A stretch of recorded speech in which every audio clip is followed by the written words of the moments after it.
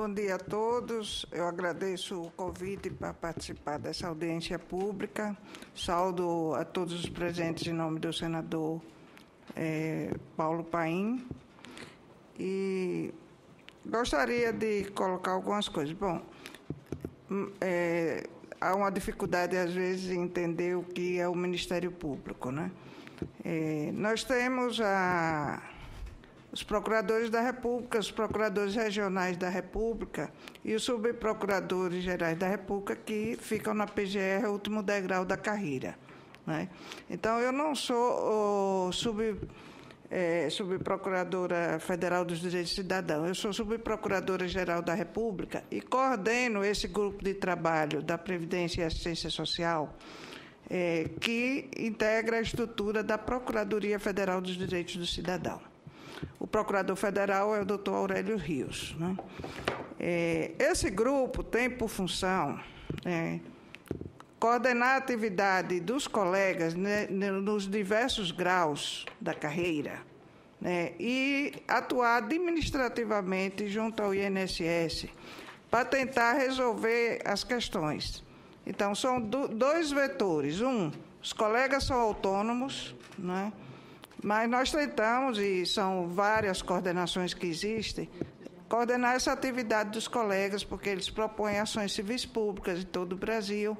Esse grupo não tem nenhum poder nem de determinar o que os colegas fazem e nem de propor ações civis públicas, né? Então, isso seria o nosso trabalho. Dentro disso, né, nós temos o quê? Todo o foco é o cidadão, né? E para atender o cidadão, para que essa fila, que eu considero hoje escondida, então nós todos conhecemos as histórias, a imprensa mostrando a fila física do INSS, as pessoas morrendo muitas vezes na fila, né? Hoje nós temos o quê? E essa fila não vem, foi agravada com a greve dos servidores e com a greve dos peritos, mas ela vem antes, né? Não, reconhecemos, sim, que o INSS tem feito um esforço grande, né, para administrar isso aí, que é fundamental a carreira dos peritos, né, mas tivemos muitos avanços na questão dos demais benefícios, mas a questão da perícia, por quê? Porque tudo está centrado, o benefício do auxílio-doença está tudo centrado na perícia.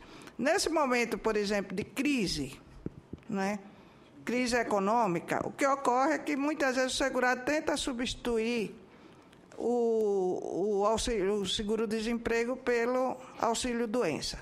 Então, naturalmente, isso ocorreu na outra crise econômica que teve aí grande, que a demanda, assim, aumenta demais. Como o Ministério Público vê a situação? Ele não vê que isso possa ser resolvido satisfatoriamente com o aumento do número de peritos. Então, a proposta sempre do Ministério Público é que o cidadão se privilegie a boa-fé do cidadão, né? E que em determinado número de casos a concessão do benefício seja feita sem perícia. O doutor Aurélio sempre, no discurso dele, usa o exemplo do bicho do pé. Ele diz, por que eu preciso de um perito para fazer uma perícia sobre um bicho do pé, quando ele já tem um atestado médico? Esse auxílio-doença vai ser por um período curto, não é? Então, o que o Ministério Público quer não é que a perícia seja valorizada, que os peritos sejam valorizados, que eles sejam ocupados com coisas muito relevantes. A exemplo, por exemplo, um caso sério nosso é diagnosticar as doenças psiquiátricas, psicológicas. Essas são muito difíceis. Então, nós consideramos indispensável que seja feita a perícia nesses casos. Os casos longos, né? O doutor Argola aqui falou da revisão das perícias, né, das aposentadorias por invalidez. Isso realmente é um drama que nos persegue. Ou seja, tem várias coisas, eu vi no elenco que ele colocou, os peritos têm uma sobrecarga de trabalho, né? Inclusive fora do INSS. Então, como que vai se resolver esse problema só com o aumento de peritos? Não resolve. Então, nós temos que racionalizar melhor, valorizar o perito, utilizar numa atividade que a gente diz mais nobre, que demanda mais técnica, né? Maior conhecimento. Então, essa é a proposta do Ministério Público. Colocando a greve, né? Eu já vivi como coordenadora do GT a greve de 2010, se não me engano, e essa atual greve. Isso causa, quer dizer, numa situação que já é dramática. Nós tivemos um caso, sempre eu dou o exemplo de Imperatriz. Imperatriz chegou a ter tempo médio de 180 dias de espera. Tempo médio, isso não significa que as pessoas não esperem mais que isso, né? Diversos casos.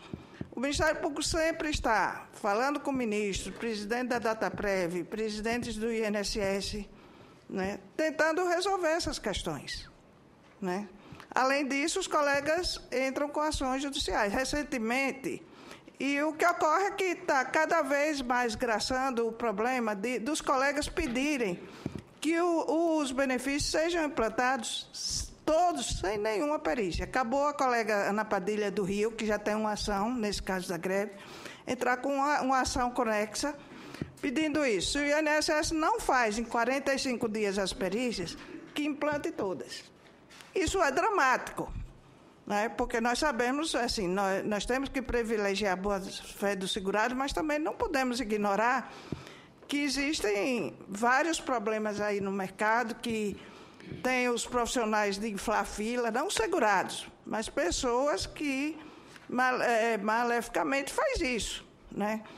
Nós estamos trabalhando junto com o INSS, inclusive é um projeto em Aracaju, para que todas as perícias iniciais sejam